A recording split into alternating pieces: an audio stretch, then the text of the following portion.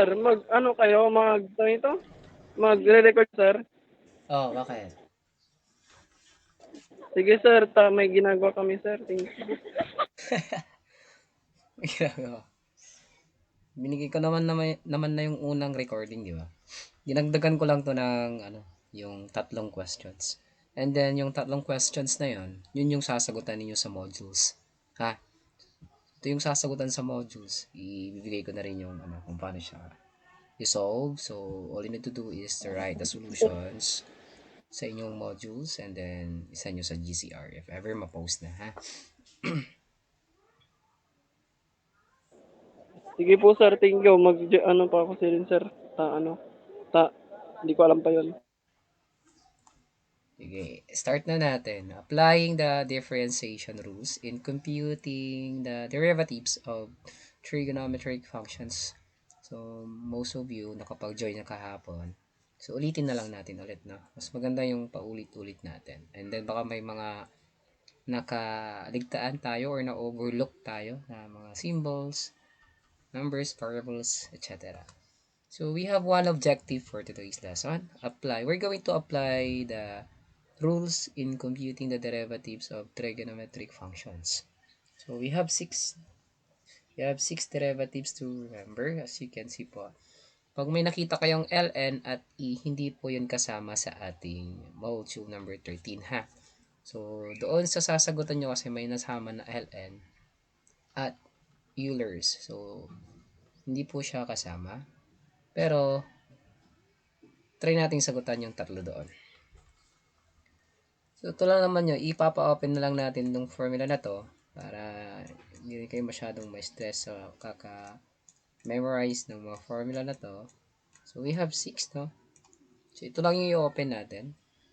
Yung sin u. Ay, pati yung log and sa logarithm and exponential. So, bali 4 yun. Try ko na lang silang kausapin na ipa-open na lang yung mga formulas. So, focus kayo doon sa process. Okay, when sin u po, derivative of sin u is cos. The derivative of cos is negative sine. The derivative of tan is secant squared. Kasi yung u at du, parang pare-parehas na sila na merong u at du sa dulo. And yung cosecant naman is negative cosecant na may kasamang cotangent. Yung secant naman is secant u na may kasamang tangent. Yung cotangent naman may negative CSC squared. Okay? So, yun lang ng mga importante dyan. So, hindi na kailangan mag-alala dahil ipapa-open notes natin to. I mean, open formula. So, number 1 example. This is number 1. Ang tandaan nyo lang palagi kung paano siya i-solve kung may nakita na kayong sine, cos, tangent. So, yung katabi niya na numbers or variable, dyan tayo kukuha ng value ng u at value ng du. Yung u natin is 3x. And then, yung derivative ng u natin is 3. Okay? If we're going to follow the definition or what is the derivative of sine, we're going to use y is equal to cos u times du. Yan. So, we're going to apply na. Just simply substitute. So, cos tas yung u natin is 3x. Multiply natin siya sa 3. Then, ayusin natin. Then, yung whole number na 3, we need to multiply it in front of cos because in front of cosine, we have the imaginary 1. So, we're going to multiply 3 times 1 or just simply yung whole number lagay natin palagi sa harap. So, magiging 3 cos 3x. Sir, paano pag mayroon pong parenthesis yung 3x? Paano po pag wala? Okay lang po. Okay? So, walang kaso doon. Walang mali sa sagot mo kapag ganyan. Okay? So, this is the final answer in number 1. It could be the first or it could be the second. In number 2. In number 2, so another sign. So, kunin muna natin yung y ay u which is 9x. Yung cube kasi kasama sa sign. So, hindi mo na siya kukunin as u. Yung 9x lang po ang ating gagalawin. Then, yung derivative ng u natin is 9. Since ang ginamit dito is sign, so gagamitin natin ulit yung y prime is equal to cos u du. Pero bago yan, kunin natin yung chain rule ng sine cube since may exponent siya. So, magiging y prime is equal to 3. Yung 3 lagay natin sa harap. Then, 3 sine minus 1 yung cube, magiging 2. Then, copy 9x. Then, dito na tayo mag-a-apply ng derivative ng sine. So, cos u, copy cos u, which is 9x. Yan. So, 9x yan. Tapos, yung derivative niya is 9. So, for the final answer, lahat ng whole number, multiply natin sa harap. Or, I mean, lagay natin sa harap. If ever na may whole number din sa harapan, syempre, multiply natin yan. So, 27. 3 times 9 is 27. So, this is sine squared 9x. Meron tayong cos 9x. So, pwede na po yan as your final answer in number 2. 27 sine squared 9x cos 9x. Final answer. Open your mic if you have questions po, clarifications, ha? Number 3. In number 3 naman, first, you need to express your answer in this form. Okay? So, yung sign po sa taas, meron po tayong imaginary 1. So, ang gagawin natin dyan is 1/4. So, magiging negative 1/4 tas sine 5x. Because, ang negative 1/4 times sine 5x is the same lang po siya sa number 3 na equation. Siyempre, kukunin natin yung u at yung du. Yung u natin is yung katabi ng sign lang mismo, hindi kasama yung 4 ha. So, magiging 5x, tapos yung du niya is 5. Kung observe mo yung number 3, ang ginamit na trigonometric function is sine. So, ang gagamitin natin dito is y prime is equal to cos u and du. So, gamitin natin yan. So, cos u, so y prime rather. So, yung y prime natin, copy natin yung negative 1/4. So, negative 1/4. Tapos, cos naman, cos natin is u, which is 5x. Tapos, yung u natin is 5. Then, multiply natin yung 5 sa may harapan. Magiging negative 5 all over 4 times cos 5x. Or, ibalik ko siya doon sa dating formation niya. Magiging negative 5 cos 5x all over 4. So, pwede na tong final answer. Pwede na rin tong isa dito. Yan. Bahala na lang po kayo kung anong gusto nyo na final answer. Parehas lang naman yan. Sir, Yes. sir, kapag po ba yung denominator is positive, magiging positive din po yung fraction, like positive 1/4, ganun po. Yes po. Thank you Always po. po. Next po. Always yun ha. Okay, number 4. In number 4 naman, cos ang ginamit. So, ibig sabihin, gagamit tayo dito ng negative sign u du. So, first, kunin mo na yung quantity. Yung inside function natin is 8x plus 7. And then, yung derivative ng u natin is 8 na lang. Kasi yung x cancel, and then plus 7 is constant. So, 0 siya. Cancel na rin yan. So, 8 po ang matitira. So, gagamitin natin yung negative sign u multiplied by the derivative of your u. So, simple lang ito. So, negative sign. Yung 8x plus 7, multiply mo siya sa 8. Ayan, makukuha na natin yung final answer. Again, whole number must be located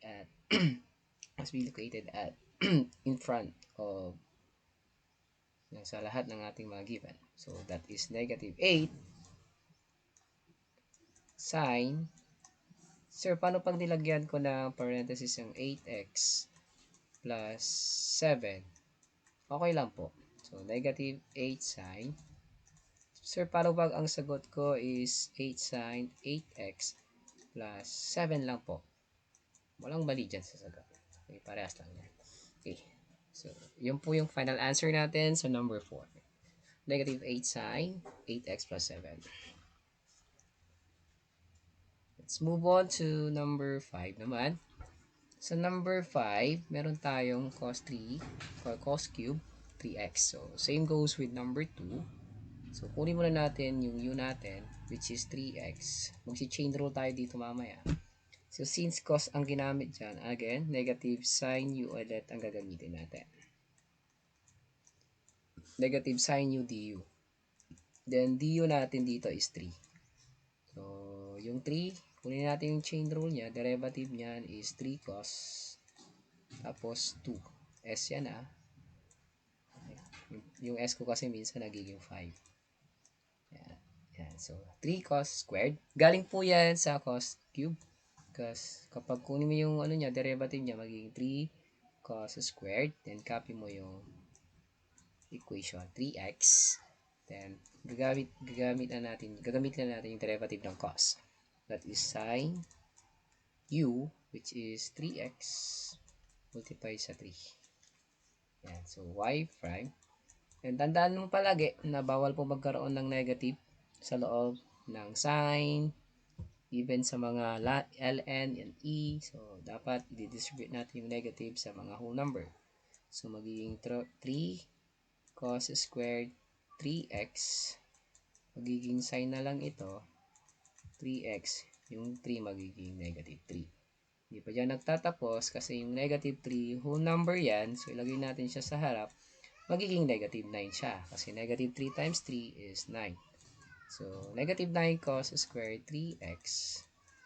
Tapos, meron tayong sine 3x. Or, pwede mo siyang baliktarin. Pwede siyang maging negative 9 sine 3x cos squared 3x.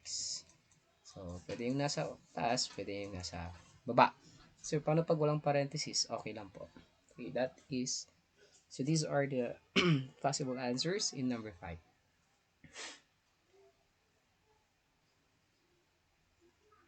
Let's move on to number 6. Okay, number 6 naman, this is the product rule. So, try to apply product rule. And yung product rule natin, ang ginagamit natin dito is y prime. So, kahit baliktarin natin parehas lang yung sagot. fg prime plus gf prime. So, minsan kasi ang ginagawa natin dyan is gf prime plus fg prime. So, walang kaso doon. gf prime plus fg prime. So, parehas lang yan. Commutative property of equality.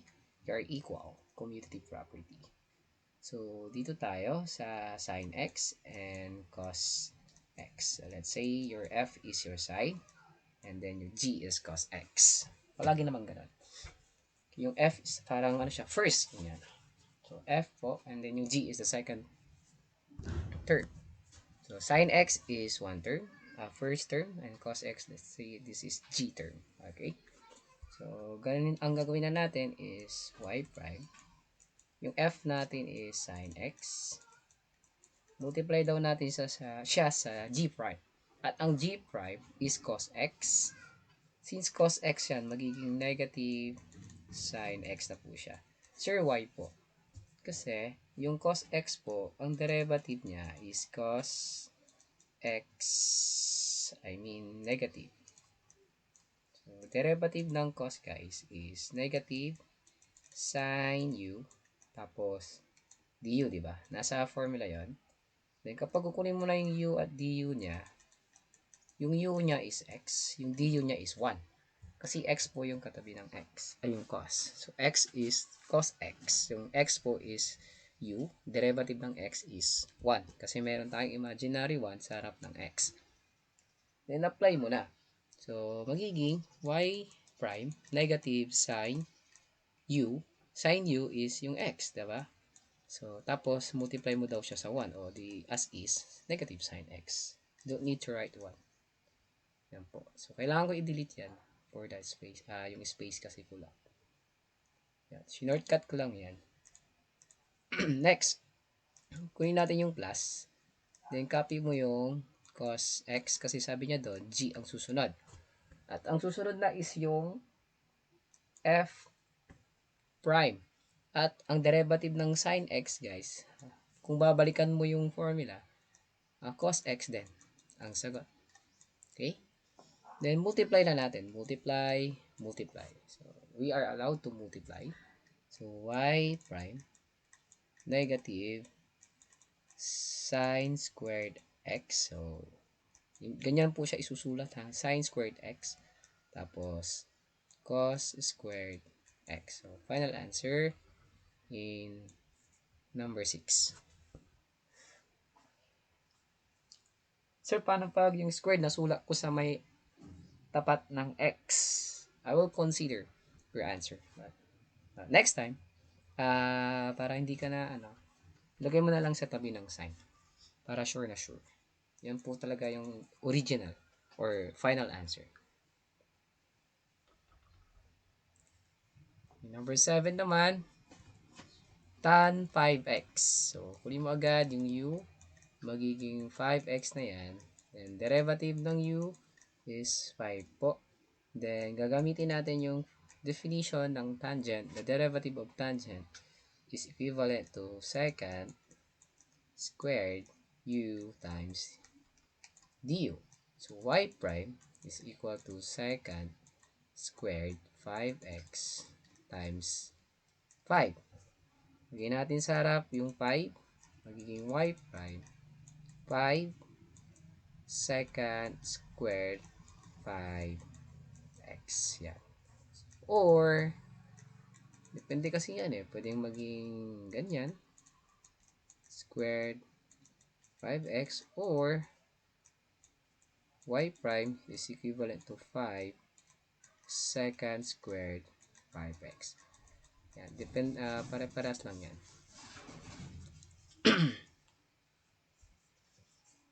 Okay. Next tayo. Number 8. Number 8 po. Number 8 is y is equal to sine x plus 1 tangent 3x. Another product rule dito. So, yung product rule natin kanina is yun, fg prime. So, lagay natin fg prime plus gf prime. Yeah. fg prime plus gf prime. Then, sulat na yung mga formula na yan. Kailangan natin ang dami-dami yung formula. Solve na natin. Sir, pwede ko bang i-direct using the product rule? Pwede po. So, ang ginawa ko kasi dito, kuniha ko muna yung tan 3x or depende kung saan ka masanay. Kasi kung i-direct natin dyan, okay lang naman. Walang problema. Try natin siyang isolve using tan 3x muna. So, yung tan natin is magiging 3x. Tapos, yung du ng 3x is 3. And, kunin mo yung derivative ng tangent using the table.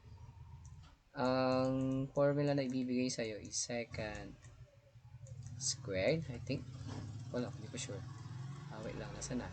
Okay, secant squared u du. Tama. So, u d ba yung number 7? Tama. Ito yun. Ito. Secant squared u du. Tapos, makukuha natin yung g prime dito. Kasi yung sin x plus 1 is f, tan 3x is your g. Okay, so magiging secant, parehas lang din naman. So, secant squared, yung u natin is 3x, tapos magiging 3 yung nasa harap, likod. Lagay natin sa harap yung 3, ang g prime ngayon, or y prime, magiging 3 secant squared 3x na siya. So, wala ka ng problema sa g prime, if ever. Problemahin mo na lang yung f prime. Madali lang kunin yung f prime, sir, Yan mo. So, sin x plus 1. So, magiging u mo dyan is x plus 1. Yung du mo dyan is 1 na lang. Okay? So, apply natin yung nasa product rule. So, magiging y prime. Ang f natin is sin x plus 1. Tapos, yung g prime natin is nakuha na natin, which is 3 second squared tapos 3x. So, pangit na biglang pumangit.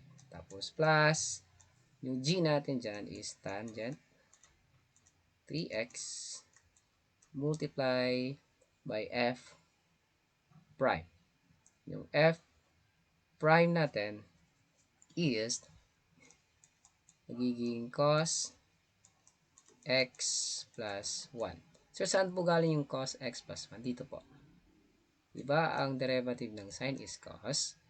And then, meron tayong cos u du. Ang u mo is x plus 1. So, ito yung u ko. Yung du ko, sir, is 1. So, as is lang siya. So, magiging cos x plus 1. Then, depend final answer. Kasi yung whole number, meron po tayong whole number na 3. So, ilagay natin yan sa harap. Magiging sin x plus 1. Tapos, secant squared 3x plus tangent 3x. Tapos, cos x plus 1. Final answer in number 8. Final answer na yan, ha?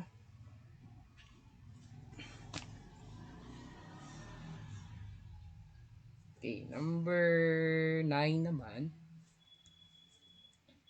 In number 9, we have tangent and cosines x. So, hindi muna tayo magde-derivative. So, apply natin yung method number 1. Yung method natin dito is we're going to express tangent into sin x. Kasi ang equivalent ng tan x is sin x all over cos x. So, hindi muna natin kukunin yung kanyang derivative. Sulat muna natin yung cos x times sin x. Ang sin x is equivalent to sin x cos x. Yan. Nag-aralan na natin yan. And then, yung shortcut ko dito. Cancel mo na to, cancel mo na yan. Magiging sin x na lang. So, hindi pa yung derivative, ha. Dito tayo magde-derivative na. So, yung derivative niyan is yung u natin is 1. I mean x. Yung derivative ng sin mo is yung x is 1. Then, yung gagamitin natin dito is cos u du, di ba? So, yung y prime natin dito, simple lang, magiging cos x na lang. So, yung sagot natin sa number 9 is cos x na po. Kasi yung ux, yung du1, so as is, cos x times 1 is cos x. Final answer in number 9.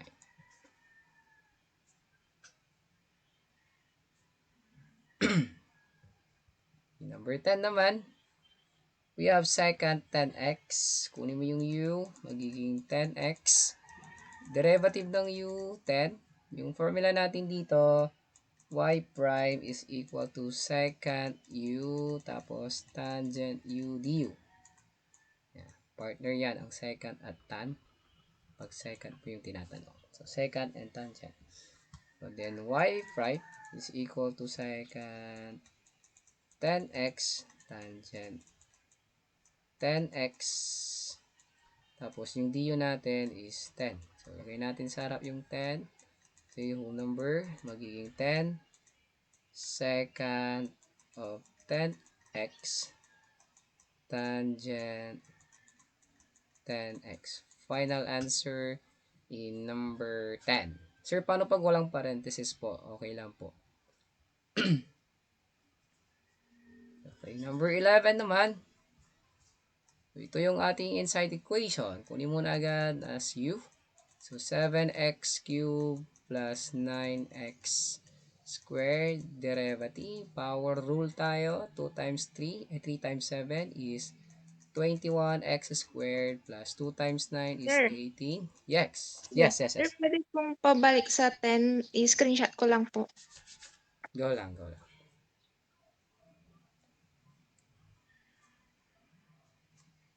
Okay Okay na na po. po. Thank you po. Okay, so 18x na lang po yung derivative ng 9x squared. So, next, ang CSC kasi, ang derivative niya is, I think it's negative or minus. Minus CSC ata yan. Okay. Minus CSC U at gumamit tayo ng tangent dito. So, cotangent. Cotangent ito. Du. Okay, double check nyo na lang kung mali ako dyan. Then, y prime ulit. Y prime, CSC, negative CSC, C7x cube tayo dito, plus 9x squared. Next, punta ka doon sa cotangent. Same lang po yung u natin. 7x cube plus 9x squared. Tapos, multiply natin siya sa du. 21x squared plus 18x. Sir, may negative po sa may harapan. Meaning to say, i-multiply natin yung negative sa ating last term. Kapag minultiply mo po ang negative, guys, mag-change siya ng sign. So, magiging negative 21x minus 18x. Or kung ayaw mo mag-change ng sign, pwede naman. Magpa-parenthesis ka. Okay?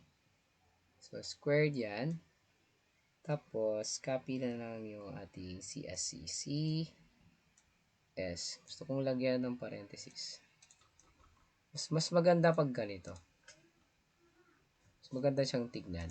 Tanggalin ko yung saan yung eraser natin. Yan.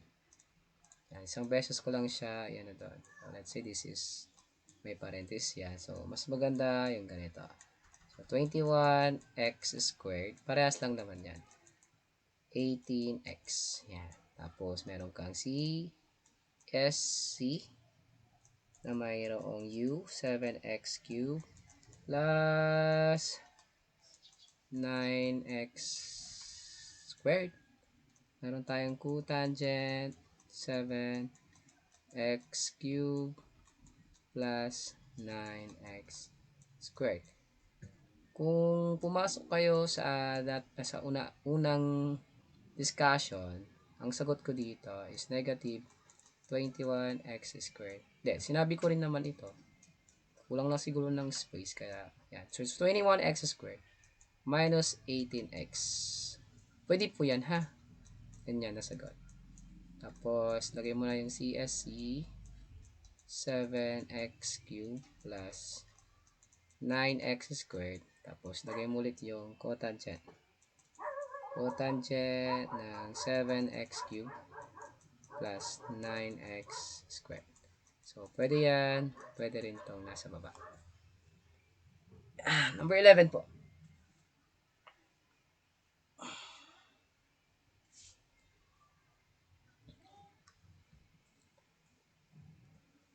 Number 12 naman. So, cotangent tayo ng u x cube. Then, the derivative of u is 3x squared. At ang derivative ng cotangent is negative CSC, pero meron siyang squared. Ngayon, yung kanina wala. Times du. Yan.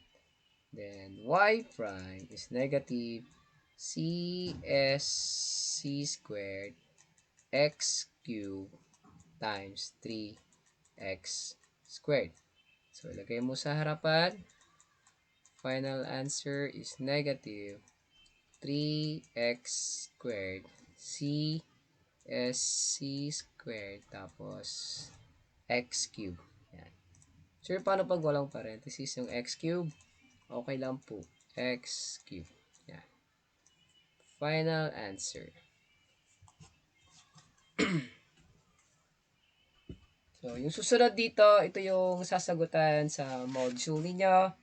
So, copy na lang yung solution, then write it on your module, day 13.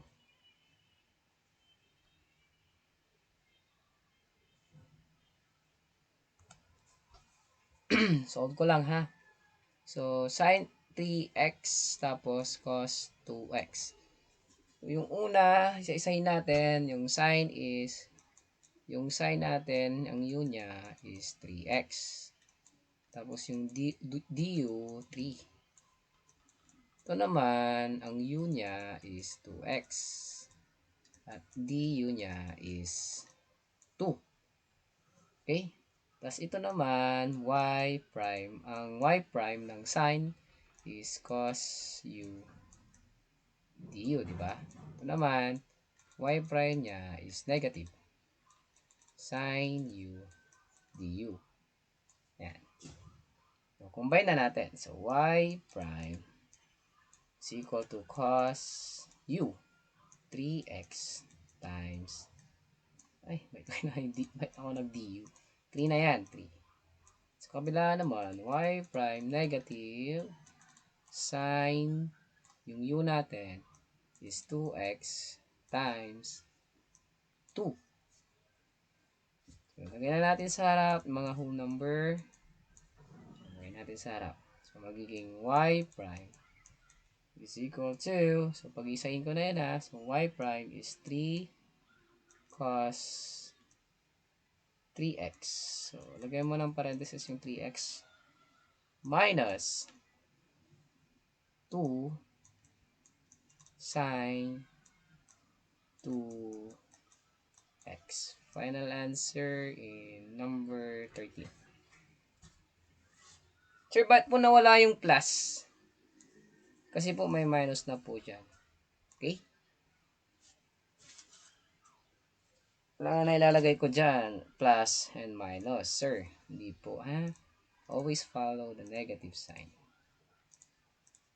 Yan. Final answer in number 13. So, ito yung sasagutan nyo sa module 1, 2, and 3. Hindi na yung erase. Erase ko lang ito. Lapit na tayo matapos. Okay, number 14 naman. Kunin natin yung u. Yung u niya dito guys is yung inside function. So, maging 1 plus sin x. At ang derivative ng 1 plus sin x is cos x. So, bakit po naging ganyan? Diba ang 1 constant, so magiging 0. And then yung sin x naman, ang derivative ng sin x is cos u du. Yung u mo dyan is x. Yung du mo dyan is 1. So, magiging cos x times 1. Kaya cos x po. Delete. Okay, next.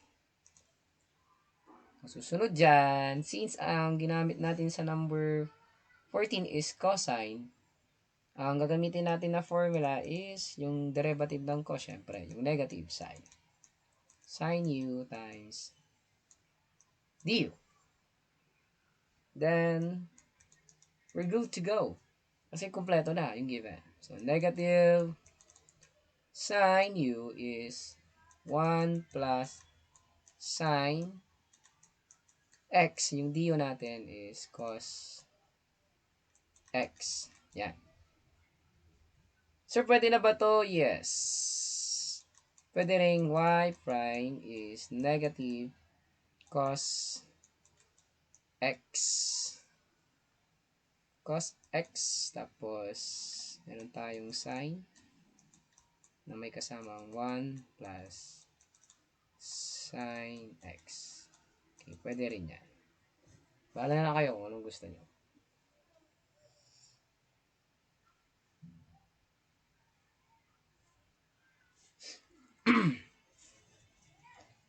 Okay, last na to, last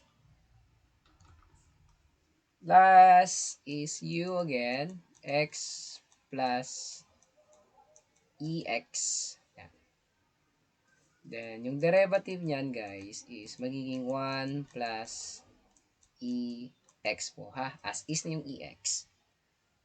So, as is po yan, yung X, palitan mo lang ng 1. Then, since gumamit siya ng cos ulit, so y prime is negative sign u times du. Then, substitute na natin, negative sign x plus e raised to x multiplied by 1 plus e raised to x. Then, ito, lagay natin sa harap. So, magiging y prime negative 1 plus ex tapos sin nalagyan ko na ng parenthesis. So sin x plus ex. Final answer. Sir, pwede ba itong maging final answer? Pwede po. Pero ito ito yung pinaka final answer talaga niya.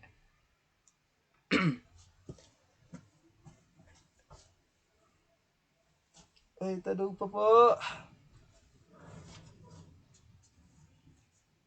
Yan, so tatlo yun ha. Ito yung sasagutan nyo. Ito yung una, pangalawa, pangatlo. So, yan yung sasagutan sa module. Yan. Ako na lang solve. So, sulat nyo na lang yung mga solutions. So, that's all for STM002. Wait. Stop presenting. Yan.